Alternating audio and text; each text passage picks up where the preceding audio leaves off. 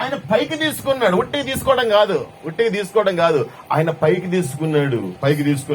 మనకు తెలుసు పరలోకం అనేది పైన ఉన్నదనే విషయం మనకు తెలుసు. యేసయ్యకు స్తోత్రం కలుగును గాక.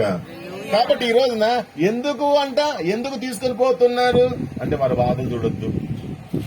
ఏమంటారు చెప్పండి? నేను పడినట్లుగా నా పిల్లలు కష్టం అనుకోమా? ఎంతమంది అనుకోరు చెప్పండి? అనుకోరు అన్నది నేను అన్నది.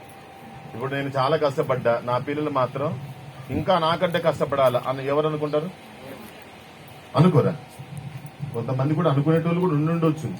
కానీ చాలా మంది ఏమనుకుంటారు అంటే చెప్పండి, చాలా మంది ఏమనుకుంటారు?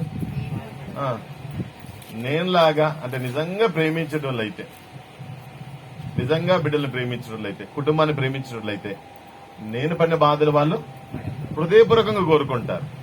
దేవుడు కూడా అదే కోరుకుంటూ వచ్చాడు. నా బిడ్డలు బాధపడటం నేను చూడలేను అమ్మా. కాబట్టి మీరు కీడు చూడొద్దు.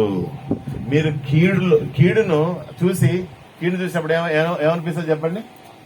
ఎంత బాధ అనిపిస్తుందో కదా. అనిపించదా? అయ్యో, సొంత అన్నలు తమ్మునికి కీడు చేస్తారని అంటే ఆయమైనకి ఏమనిపిస్తుంది?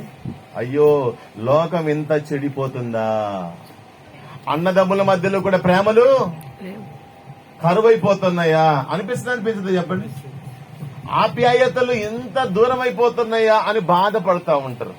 మంచోళ్ళకి బాధ కలుగుతుంది, చెడ్డోళ్ళకి బాధ కలగదు. కానీ మంచోళ్ళకి ఏమనిపిస్తుంది? అయ్యో, ఇట్లయిపోతుంది సమాజం, ఇట్లయిపోతుంది. అందుకని పెద్దోళ్ళు ఏమంటారు చెప్పండి? నాకెళ్ళి చూడాలా, మీరు అటు ఇటు చూడొద్దు, ఎవరొత్తే వాళ్ళకెళ్ళి. హల్లెలూయా.